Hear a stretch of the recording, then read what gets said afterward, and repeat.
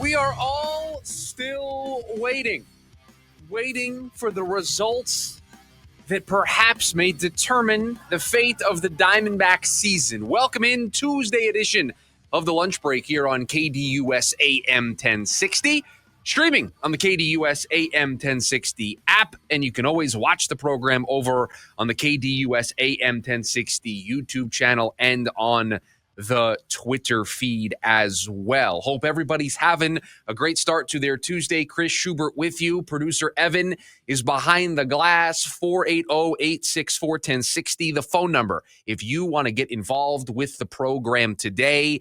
And unfortunately, we start today's program in the exact same spot that we left yesterday's program because the topic, our top story, our daily special, it's the Diamondbacks, and it's one starter's medical records.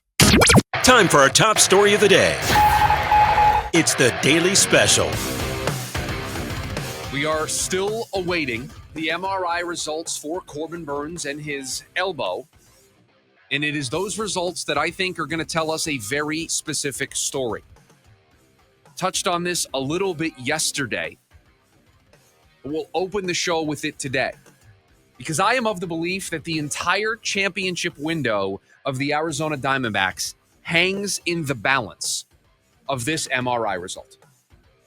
This team being a buyer or a seller at the trade deadline hangs in the balance of this MRI result. What they do this winter with their manager, with the rest of their roster, what their payroll may or may not look like for 2026, all of it hinges on the result of this MRI. A bad MRI result, and we already know that there is a second opinion being sought out by Corbin Burnes and his team. A bad result from that MRI where the season is over for him, you can very closely listen and hear the championship window for this team closing, because they don't have much of a rotation if Corbin Burnes isn't healthy. They don't have much of a team right now as it is, even with Corbin Burnes in that rotation. They've been struggling this season with their starting pitching, with their bullpen. A disappointment across the board as we enter the month of June. We planned on doing a segment this week discussing what this team would need to do in the month of June in order to stay relevant and to keep themselves out of being a seller at the trade deadline. It feels somewhat foolish to have that conversation while we are still waiting for this big news to drop. But a bad result in this MRI means the championship window closes. The second straight year in which this team would have spent the big bucks. The highest payroll in the history of the organization, nearly $200 million. All for what?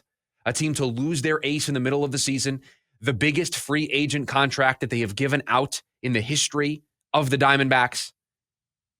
How can you expect this team to make the playoffs if they don't have their ace? To go along with the underperformance of other members of this rotation, to go along with the meltdowns that are stacking up day after day after day for the Diamondbacks bullpen.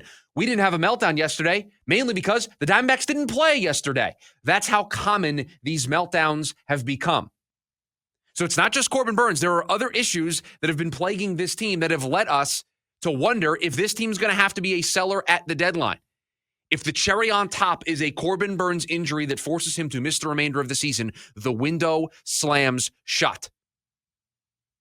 A good result from the MRI, just a short stint on the injured list. He's already been placed on the injured list. A short stint on the injured list. Perhaps you can convince yourself that a good month of June, if this team can pick themselves up by their bootstraps, if other guys can step up, looking at you, Ryan Nelson, if Zach Gallen can turn his season around, if Brendan Pfaadt can make Saturday a thing of the past, if Merrill Kelly can continue to be that consistent force, if Eduardo Rodriguez can just be an average level starter, if the bullpen can get healthy, AJ Puck can return, and this bullpen can stop blowing games left and right, and they can have a good month and then get Corbin Burnes back, you can see this team be a buyer, be into the summer months trying to compete for one of these final playoff spots in the National League, and we can see this through. All of it hinges on the result of this MRI that it looks like we're not going to get the wind of those results today. We didn't get them yesterday. Doesn't look like we're going to get them today. It honestly doesn't look like we're going to get them tomorrow. Corbin Burnes and his team, led by his agent, Scott Boras, they are taking their time. And Scott Boras is meticulous when it comes to this stuff. And so they are going to take their time. They're going to get all the opinions in the world before they determine what they are going to do next. But this entire season hangs in the balance of this MRI result. What does it look like if this window slams shut, if we get a bad MRI result, if the season for Corbin Burnes is over? Well, last night on the MLB show that Fox does before their broadcasts, Kevin Burkhardt was talking to MLB insider Ken Rosenthal, and he asked him that question. What would this look like if Corbin Burnes is forced to miss the season? And I hope you're sitting down for this one, because this cut, it does not inspire confidence for what the future of this ball club is going to look like. So if there is a situation where he's out a while and worst case for the year, where does that leave Arizona? In a very difficult position, Kevin. And as they await this news, really nothing short of the season is at stake. They're already one of the most disappointing teams in the National League, right there with the Braves. 28-31, 8 games out, 5 games back in the wild card race. And if Burnes is out, they're likely looking, I would think, at becoming a seller. And who do they have to sell? Well, Zach Gallen is a potential free agent. Merrill Kelly the same. Josh Naylor also eligible to hit the open market. So you could move those guys, save the owner some money in a year in which he committed to a franchise record payroll. But without Burnes, it's hard to envision them being competitive this year. And then next year, without potentially Gallen and Kelly, you're really looking at a problem. So the Diamondbacks obviously hoping for the best here, but the worst would be a worst case scenario. Yeah, hopefully that's not the case. Yeah, hopefully it's not the case. Thank you, Kevin, for saying everything that we Diamondbacks fans, supporters, people who cover this team are feeling as we await this news. Because Ken Rosenthal did not sugarcoat it. Not only are you not competitive this year if you lose Corbin Burnes, because you're trading away Zach Gallen, because you're trading away Merrill Kelly, because you're potentially trading away Josh Naylor, and there are other names that we could invoke. Shelby Miller could be movable as a high-leverage reliever arm that a contender may want to buy. But then you don't have any of those guys next year, and we said this yesterday. The payroll, and I've been wrong on this before, so I could be wrong again, but I feel more confident in this prediction than I did the first time that I said it. The payroll would have to come down. 2 straight years of not getting those playoff gates, getting those playoff revenues from the TV deals, from the merchandise, everything that you get at the ballpark, those playoff gates, not having that for 2 straight years, the payroll would have to come down. And so now, not just is this year lost, but Kelly could be gone, whether you trade him or not, free agent at the end of the season. Zach Gallen, whether you trade him or not, free agent at the end of the season. Josh Naylor, free agent at the end of the season, if I'm remembering his contract structure correctly. So next year, if Burnes is forced to miss some of that time, also is an uncompetitive year. And this core that you built, you went to the World Series in 2023 and you thought you had something. You thought you had the start of a championship window. A window of relevancy in the National League. Since then, you haven't made the playoffs, and this year is teetering on a disaster because we were already here before this news. Jeff Passan of ESPN put out a story this morning putting all of the teams in baseball into different buckets ahead of the trade deadline, into different categories. These teams are buyers. I think he called them acquirers, and then the sellers. And then he had the in-between, which he called the tweeners, headlined by the Arizona Diamondbacks. So before Corbin Burnes' injury, we were already wondering, could one bad stretch put this team with a healthy Corbin Burnes into sell mode? That question was asked last week before the National Series, before this team lost at home to Washington 2 days in a row, before this team potentially lost Corbin Burnes for a significant amount of time. We were already wondering if this thing was teetering the wrong direction. And so Jeff Passan said the objective right now for the Diamondbacks, figure out if there's enough pitching internally to warrant trying to win. Went on to call the Diamondbacks one of the more disappointing teams in baseball this season. And then listed all of the names that they have to move. Gallen, who they could just give a qualifying offer to. Josh Naylor, who they could just give the qualifying offer to. But Merrill Kelly, who could be on the move. Eugenio Suarez, who could be on the move. He mentioned Jake McCarthy and Alec Thomas as potential guys that could be sent away if this team ends up being a seller.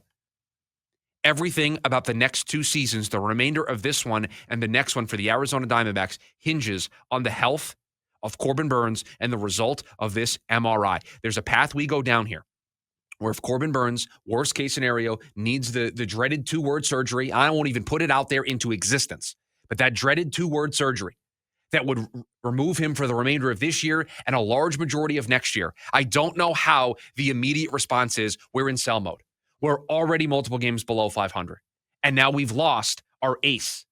The one starting pitcher that's been the most reliable and most consistent this season is gone.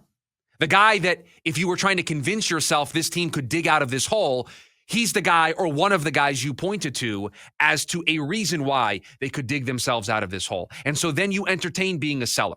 You entertain moving Zach Allen. You entertain moving Josh Naylor, free agents at the end of the year. Merrill Kelly, Eugenio Suarez, free agents at the end of the year to make sure that you get something for these guys. But then guess what? That means you don't have those guys next season.